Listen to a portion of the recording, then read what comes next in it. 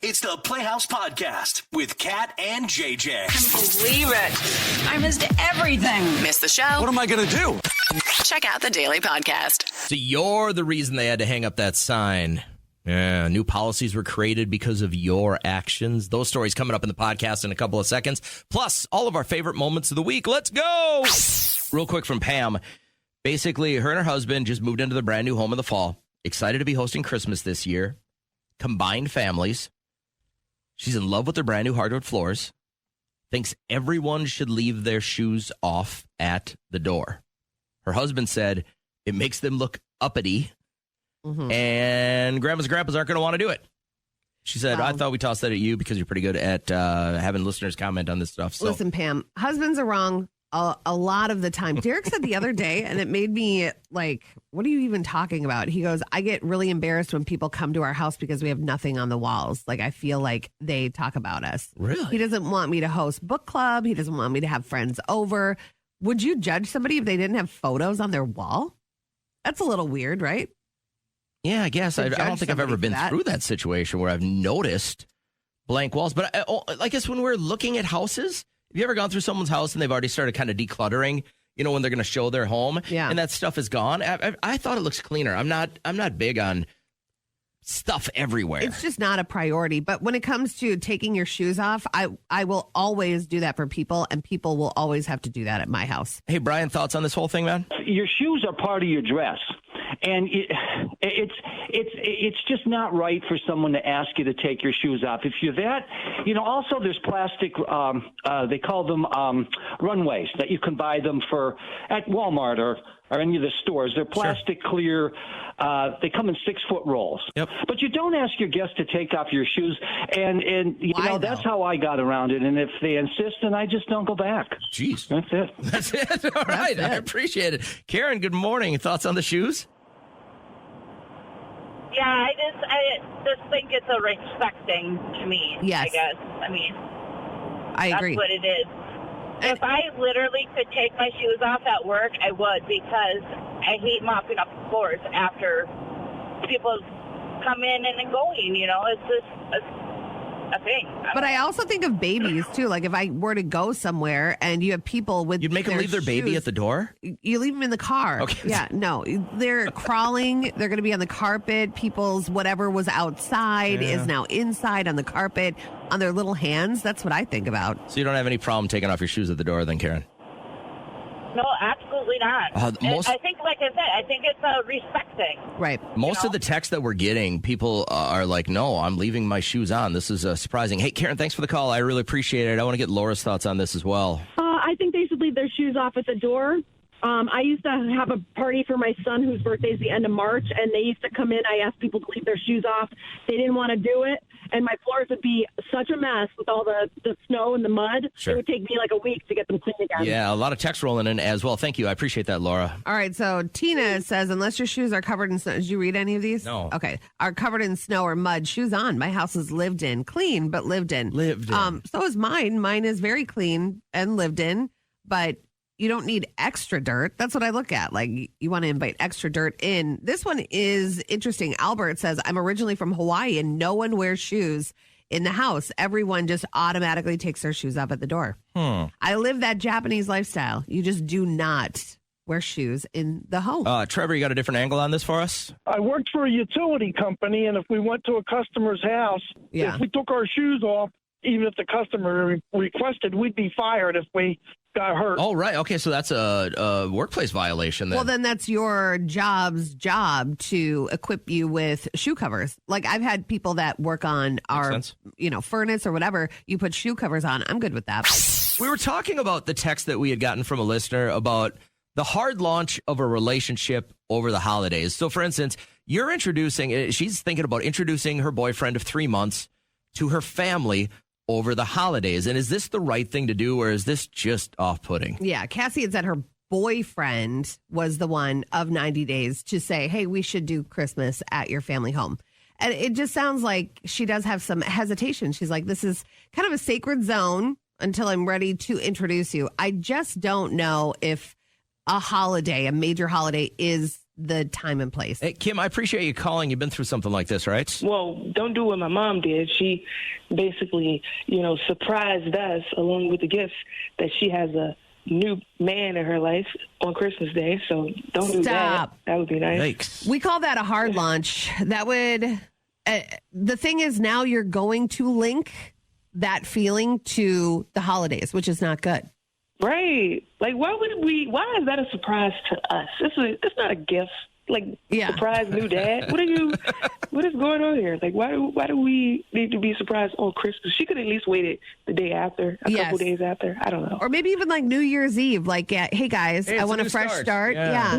Meet my new boyfriend. The real hard launch would be her posting on Facebook. Oh, yeah, and you guys see it that way, yeah. Yeah, that would have been, honestly, I'm not too concerned with my mother's love life as long as he treats her right, I love it. So we were talking about, this time of the year, you're looking at your finances, and you're overpaying way too much on what? And all sorts of people were texting in.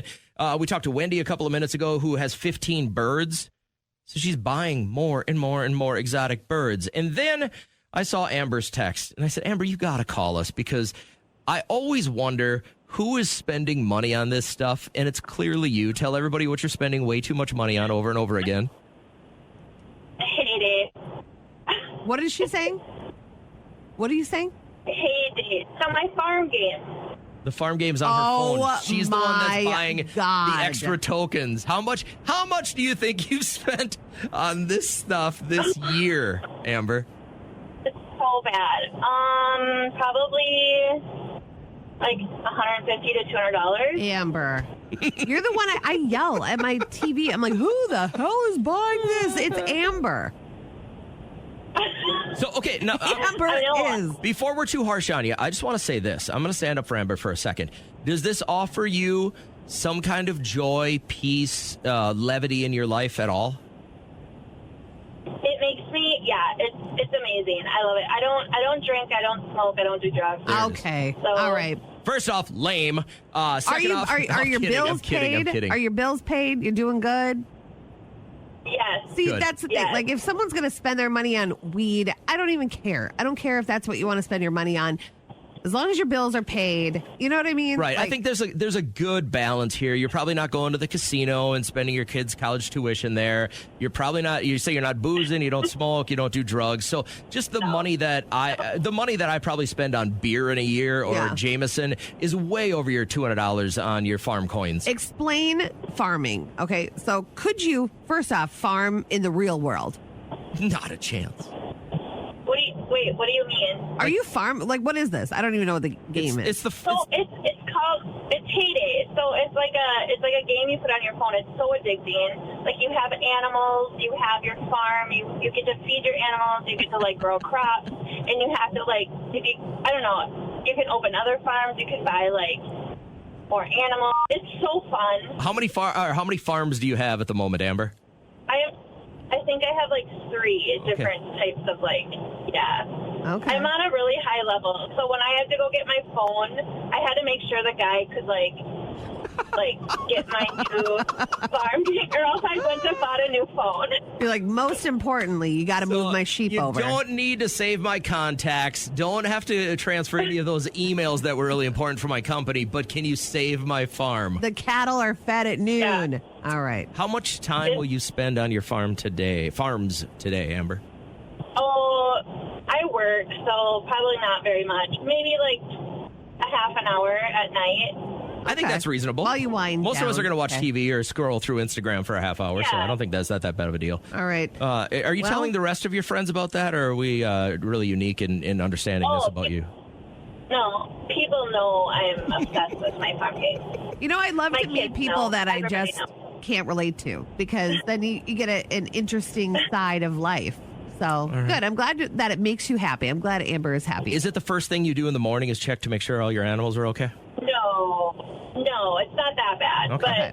But I do think about it. So Kat finds herself at Walmart yesterday, an unpleasant experience at the checkout lane because the woman behind her only had 3 items. Kat had 149. And Kat wouldn't let this woman go in front of her. I just didn't. I don't know why. Normally I would. I should have felt the reason for the season and let her go, but it felt like it would have been more of a to-do to let her do that than to not. I'm like, self-checkout is right there. Emotions like this make baby Jesus cry. I could see over everything that it really wasn't a very busy area. I'm like, look at all those that are open. She's like, I don't like to touch other things that other people have touched. I'm like, you're doing that all day. You're touching a cart right now that hundreds, thousands of people have touched. So we all have our preference, whether you're going to do self-checkout or not. I prefer it. I just like it. It seems quicker to me, and I kind of like it as a challenge. Now, let's get on the flip side of this. Aaron's been waiting on hold, and I'm appreciating this because I know that you work in a checkout lane. How do you feel about this whole thing with self-checkouts versus checkouts? Let me tell you something. I don't know if there's a such thing as hell on earth, but checking people out is definitely like that. Some people think that this is our time to be friends. Like, I'm trying to get you in and out of here. Do I look like I grew up wishing to be, you know what I'm saying? Like, I every day I clock in is a failure to myself. So don't try to make me feel better. You are so incredibly dramatic. But listen, I want you to think about this. What if you are like the only interaction that they have with somebody that day? What if they like never get out of the house? They're older and they love human interaction. Are you going to be grumpy? Is that what kind of person you are? First of all, that's on them. like if I'm the only interaction you got for the day, you need to get a better life. Preach. Like right. I'm not. Don't put all that pressure on me. Do the self checkout. Get in and get out. Don't talk to me. You're not going to remember me when I leave. But then you're going to leave. You're going to dump all your stuff on me. People, I must have like tell me everything on my forehead because I know way too much about people than I should know. Like, I know we just met over the phone, but are you the type of guy that if you got fired tomorrow, you really wouldn't be bothered by it at all? I promise it would probably feel like I hit the lottery. Finding out this morning that Kat will have made her full transformation to a C- Kim Kardashian. Which day? Monday. Monday. She's going blonde. Yeah. It's kind of like a caramel into a blonde. It's been a lot of years since you've had different hair color. I know. I used to be a blonde when Liam was like 3, maybe. And then I went to witch black. And so now I'm just going to lighten it up, lighten the mood, feel like, look how I feel. I know you pride yourself in being able to go to the dollar store and get your hair dye. What more. What are you going to do about that now? You're going to have to keep up on it, right? Yeah, I'm being a big girl. I'm going to pay the big girl price to go to a real salon. Normally I go to my girl just for haircuts. She does good hair too, but I'm like, good hair. Yeah, I like her. She's a great person, but I'm going to try this salon out, do the blonde. How long will that take? I would say an afternoon. I think she carved out a couple of hours, but she's one that we saw her at the coffee shop. Liam and I did. And I'm like, let me get you a coffee, girl. And he's like, why are you buying her a coffee? I said, because she's my hairstylist. Got to grease those wheels. Keep her happy. So I'm looking for the people that you just don't want to make mad. Adam said server, waiter, waitress. Yeah. A lot of people agreeing, waitress or anyone serving your food. Jenny said your tattoo artist. Oh, that's a big one. You have an oath that you take as a tattoo artist. Do don't you? Like an ethical oath. Like I am about to modify someone's body. Hair can grow back. You can barf up your food, you can get but your like tattoo lasered off. That's just a lot of pain. Hey, Sean, I appreciate you holding. Who don't we piss off? A gas station owner. Okay, and why? Listen, my uncle, he owned a gas station for like decades, and whenever people pissed him off, he told us that he used to say, "Hey, let me pump your gas for you," and then we pump their gas. He put sugar in it. No way. So he was looking like, I'm going to help you out. I'm going to do something nice, go above and beyond. But he was like, I'm going to show you. And he never got busted for doing this? Oh, he never got busted because they didn't think it was him. He would put like on a nice uncle, like a nice old man. Act. Yeah. And it was like, I don't know how the sugar got in the tank. I don't savage. know. I mean, that's like tens of thousands of dollars. Like he cost people over the years if he did this more than once. Did he ever say how many times he would do it? Was it like all the time? All the time. Yep, all the time. Good. Bingo! How fun! Last week, someone lost an eye at bingo. Bingo! Bingo what bingo? Bingo! Bingo! All right, so basically, Kat and I are each looking for something different, but we want your story. Kat's on the hunt for anyone listening who has had something make their home like a 500-pound black bear. It was really big. I've seen him before, but he was going through the trash. He's never done that before. Do you see it in there? Yes, I see. The crawl space. Oh my! Yeah, are you okay? Is he coming? I dropped my glasses. And here's the deal. If it's there right now, it's going to be there for the next 4 months. That will be home, though. They'll leave, and then he'll know when it's time to it's hibernate. Safe. That's There's where it goes. food around. That's all they need. So, very scary. I'm looking for anyone listening who wore something a little too sexy to the wrong occasion. Like you showed up at a funeral in like a clubbing dress or something like that. Or your kid's kindergarten graduation in booty shorts. Your choice. These are all hitting close to home for Kat. Good morning, Sean. How are you, sir? Oh, not too bad. I'm guessing you're not calling for the sexy one, huh? No. Okay. No. What made your home their home? So we moved a trailer house out onto a farm that belonged to my in-laws. And I was laying in bed one day, it was the middle of summertime, and I hear a thump, thump, thump, thump, and I'm like, what the heck? So I get up and I pound on the ball a little bit, and it stopped for a little bit, and then pretty soon I hear it again. So I go outside and I'm looking around, and there's a hole right up at the very top of the trailer. And I beat on the ball, and here come one of them big woodpeckers out of there. Oh man, they drilled a hole right through a structure? Yeah, he was actually living inside of the wall of the house, and he had a little hole he could get in and out of. Well, now how do you get rid of a woodpecker? What do you do at this situation? You seal up the hole, they're going to do another one, right? I actually took a fishing net and I caught him. I didn't want to kill him, so I wrapped him up in the fishing net, took him away into town, and let him go. Nice. And then I had to get up there and board that all up so he wouldn't get because I knew he showed back up there, but he evidently learned his lesson. He didn't have like eggs or anything. Do they lay eggs? Of course they lay. Well, of course they lay eggs. Yeah, I don't know if he did or not. I don't know if there was anything in there or not. I didn't bother opening it up any further. So did he ever at one point go ha ha ha ha? Yeah. No. Okay. Yeah. All right. I wish. I wish. That would have been a big hole up in there. Good stuff. Thanks, Sean. I appreciate you, man. I hope you have a really great day today. Let's do a double bingo. Good morning, Lisa. How you doing? Hi. Good. How are you? Good. Which one do you fit? I'm also cats. Okay. About 6 years ago, we had I don't know how many, but for sure one mice living in our oven. Whoa. Like in your kitchen that you use? Yes. Oh my! We never actually caught it, but we have a glass cooktop, and I was cooking one time, and I was like, "What is that smell?"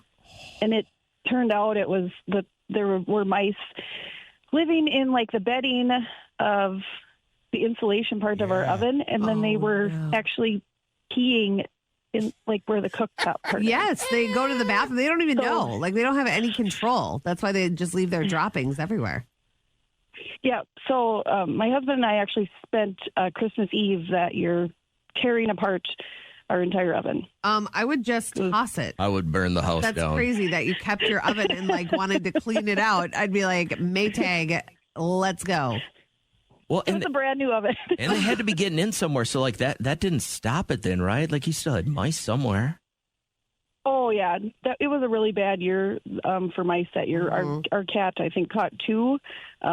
So, yeah, the exterminator had to come and nip that in the bud. Yeah. Well, she's better days ahead, I guess. Thanks for sharing with us. Hope you have a great day. Remember what you too. Take care. Derek would do? Like we had mice getting into our garage. So when they cleared out all that brush across the street, they had nowhere to go but like to the houses. And so we had some in our garage. And so he'd catch them and he would drop kick them into the woods and say, tell your friends about me. Like, I don't know. And he was alone when he did all this, you know? We had a weasel in our home at one point. What does a weasel look like? It was long and white. And at first I thought it was a ferret, but it got in somehow through the crawl space and we saw it. We had a gas fireplace. Yeah. And when the fireplace would get warm, and I remember our kids were so small, and that's what wigged me out so much about this, is I could see it try and make its way out. And then one time it ran around the walls and then into our kitchen and got into one of the cupboards. They're technically a rodent, so they can get really small, right? Yeah. And we had to put a live trap out. I threw it under the crawl space, and we had caught the weasel, and I threw it back out there again. So same thing. Caught the weasel, drove it to the other side of town, let it out in the woods. Threw it back in there, and then caught the 2 babies the next day. Oh, what did you do with the baby? It was same thing. Drove them over to the woods. Oh, okay. I was hoping to reunite them or whatever. I didn't kill them because I'm like, first off, I don't know if they're protected. I'm assuming not, but I'm like, who catches a freaking weasel? Yeah. So I'm forever the weasel catcher. I've heard about it. I put it on. I got a sticker on the back of my truck. Going about town. If you have a fitness goal for 26, they're saying soft launch now. Like, don't have a heart attack on January 2nd or 3rd. Just start. Maybe get on the treadmill now. Maybe lift some weights right now. Maybe just kind of get into it slowly so that by January or February, you're hitting stride and you don't hurt yourself. But maybe you're like our listener, Jesse, who is now inspiring others to do the right thing. I know, I guess. So he had sent us a screenshot of the post that is now up above the water fountain at the gym that he was trying to soft launch his goal. He's like, I want to lose 20 pounds in the next year. And I figured I'd start now ahead of the holidays. But I think I inspired the sign to go up the other day. So I guess he worked out last Tuesday. And then when he went back on Friday, this sign was up, and he knows it's him because somebody had said something to him. He was there, I guess, filling up one of those huge water bottles. Like a gallon? Yeah, like you get at the store and then you can bring it back and fill it up. And it says, only fill up 1 20-ounce water bottle at a time. Jesus. Do not take up too much time at this water fountain. Thank you, staff.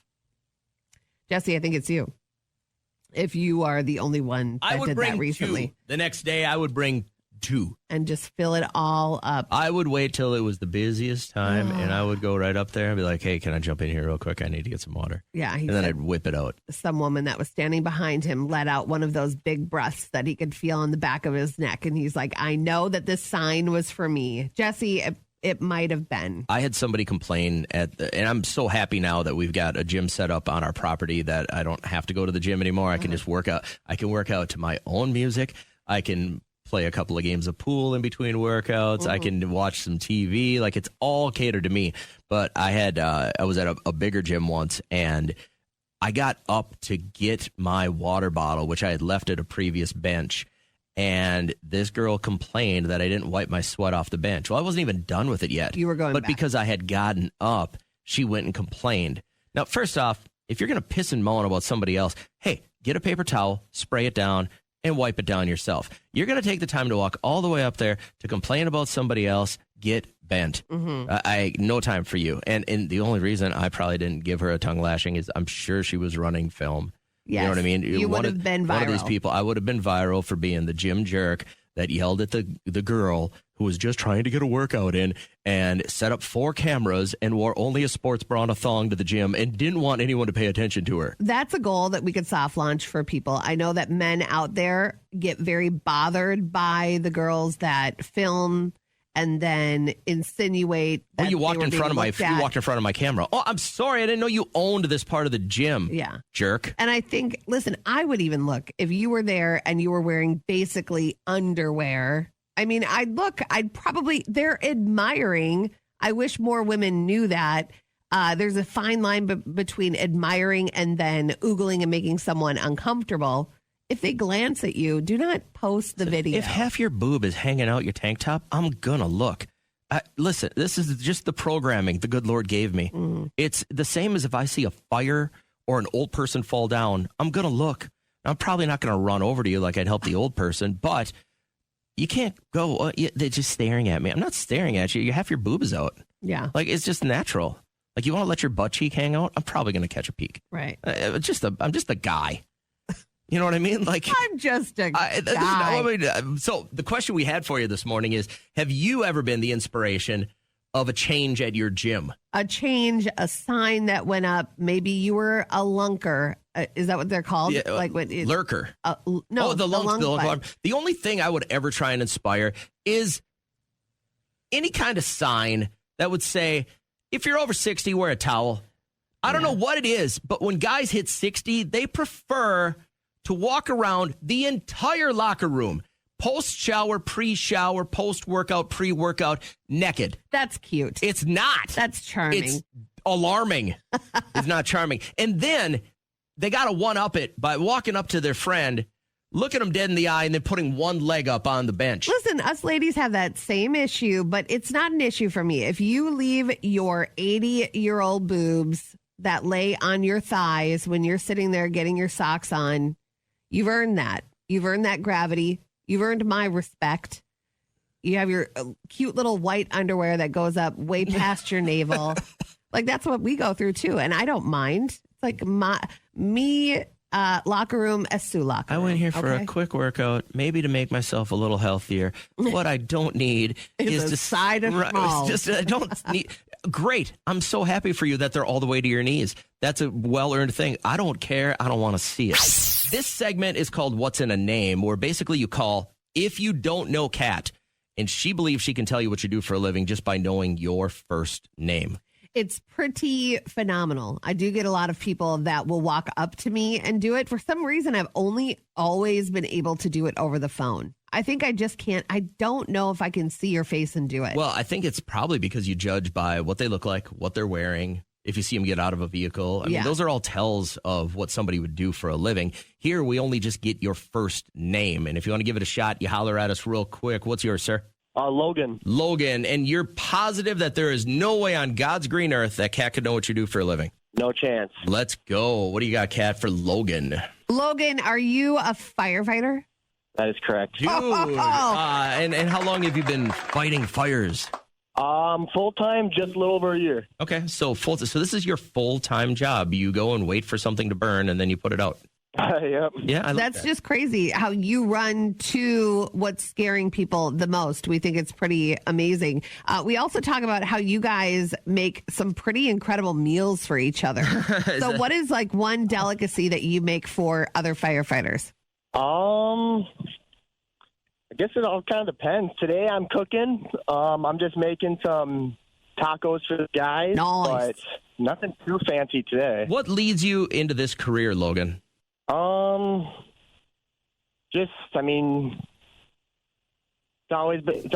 always something different. It's always something exciting, unique. Yeah, that adrenaline rush. All right. Adrenaline rush. Yeah, final question. If you were to expect to have to rescue Kat or myself from a burning building, who would be the most likely to almost perish?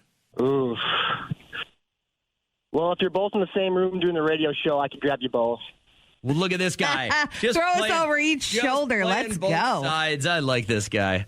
So far, 2 for 2 this morning. What's your name? Aaron. Aaron. Did I hear that right? E-R-I-N?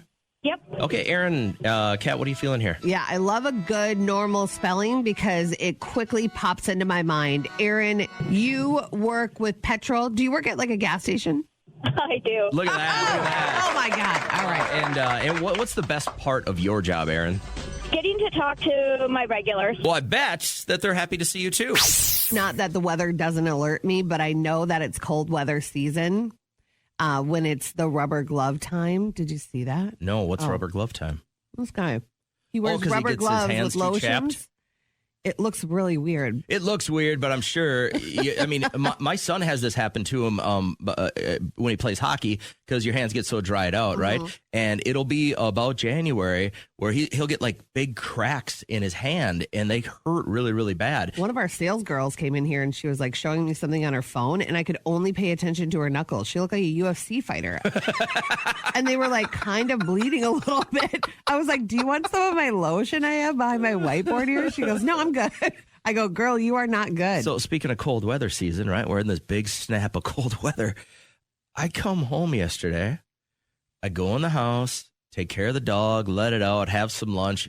I'm sitting there. I'm like, oh, I bet I can get in like a 30-minute nap.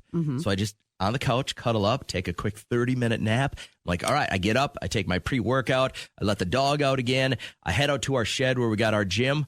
Door wide open. No. Wide open. And I try and keep this thing at like 50 degrees, You right? were heating the outside. You know for how long? No. 7 a.m. My son goes out there, grabs all his hockey gear, leaves. So I text him. I go, hey, the door in the shed is open. The heater's been running nonstop since 7 a.m. And we have an app, like it's propane heated. Yeah. And we have an app through the company that provides us propane. And I see that it's already, the percentage of the giant tank we have has dropped 2%. Like we kept the entire neighborhood warm yesterday, but through my garage heater. I said, well, what is this? You didn't shut the door. He goes, it wouldn't shut yesterday. I said, you didn't think of alerting one single human being that it wouldn't shut? I could have called our neighbor. Yeah. I said, you could have bungeed it shut. Take 2 bungee cords, wrap it around a tree. Any of this. These were all possibilities. And he goes, it wouldn't shut. And I was in a hurry. I was running late. You are sending him out to us in just a few months. I keep telling his future coaches, Yeah. this is your problem in 7 months. Yeah. We did it wrong. I'm willing to admit that in front of tens of thousands of people. It's our third child. He was always forgotten about. We did it wrong. Somewhere along the lines, we went, whatever. I bet it cost me $200 yesterday to heat my shed. That's crazy. I bet you had that sick feeling like I did when I didn't know how long my water had run. Like I was sick to my stomach. Between that and not having any food in my stomach on top of pre-workout, I literally thought I was going to throw up. Yeah. I was just stood there going, It wouldn't shut. He goes, it wouldn't shut. So he just left. He could have sent me a text, could have called the show. I mean, both his parents are readily available at work. Yeah. All of our neighbors. You could have just put a brick in the back of it and gone out the other door. Any of these were options. What is going on? This child is about to, and he's an adult. He's 18. Shame on you. I can't even imagine the hellfire that would rain down upon me if my father would come home to a wide open door in the winter to a heated garage. The only time he'll learn is when it's his money. That's what I said. I said, next time it's on you. Oh, next time. I said, well, I can't charge him for it now. Why? Because he's broke. Now he's got to type start. up a bill. I'm very good at invoices. You know what? Do that for it. If you could type up an invoice, even let's just give him $100 bill for this. Type up a quick invoice. You're going to cover half? Yeah, okay. It's just, I'll cover half because I'm stupid enough to have raised a stupid child. Now, on the other hand, he's got to pay for it. So if you can get that done, that'd be great. As a member of the upper, lower, middle class, I'm embarrassed to say there's one thing I don't feel comfortable doing in front of other people. I gave it some thought. Mm-hmm. It's any kind of vehicle maintenance. Comfortable doing yourself. Or helping other people. Like I just don't know enough. Like my old man would be like, oh, boom, boom, boom. Yep, we got to clean out the carburetor. Here's how you do it. Give me that wrench. Give me, you know what I mean? Like he was just fix it. And he never really said, here's why this works this way and here's how this works. You learn a little bit throughout your life, but especially when it comes to newer vehicles that are so computerized, if you were stranded on the side of the road, I could give you a ride. But most of the time, I can't tell you what's wrong with your vehicle. I value a tradesman. I mean, you'll never not be needed, and I will always pay you to do my stuff. So, and if it was another guy stranded on the side of the road, I would never feel comfortable telling him, you know what, I think this is the problem. I would just go, well, I can give you a ride. Like I would never. I don't feel comfortable doing that in front of other people. I can't give advice on.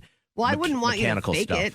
I wouldn't want you to pretend like you knew and then ruin it even more. Like when my daughter's like, hey, my tire's low. I'm like, oh, I know. I can fix that. Right? I feel really good about that. But I was in the bathroom this morning at a gas station, and there was this guy just lurking. And then as soon as I got finished, I was washing my hands. I was like, dude, what's up? You know, it was creepy. Yeah. And he's like, I don't like going to the bathroom in front of other people. And he knew I was on my way out. Mm-hmm. And I'm pretty sure he probably just stood there waiting at the urinal until I actually exited the bathroom. I'm like, that's a rough way to live life. So what don't you feel comfortable doing in front of people? You won't do what? I will not be naked. It just is something that, and I don't like paying with change, but I like the feeling of having just $1 back, you know? If I have to do the 97 cents, sometimes I'll count out 97 cents. But I feel like people are judging me if there's taking a line. Too long. They're like, "What's she doing with all that copper up there?" And I'm like, I'm just trying to get $1 back. So we threw this question out. Here are some of the answers that came in already this morning of just things you don't feel comfortable doing in front of other people. Talking on the phone. Cocaine. I hate eating a banana in front of people. Singing. Going to the bathroom in front of other people. Yep. Speaking. How about the guy that said cocaine? Back to the banana. I ate a banana in front of those two yahoos over there the other day, and like they couldn't handle it. And I was like, okay, that's why. That's why women just don't eat bananas Maybe in I've public. been around bananas my whole life, so I don't really understand the crazy sexual references. But you don't? Well, I understand. It's not the first thing that comes to my mind. Usually I'm like, oh, they're potassium deficient. Yeah. That's the way. Or they just want a banana. That's the way my mind works. Oh, They're like, my oh my God. God, they got to get some potassium in them. No, I get it. If I'm holding 2 clementines and eating a banana at the same time, go for it. Or if But- you eat the whole banana in one bite, I'm probably like, Judge what away. else?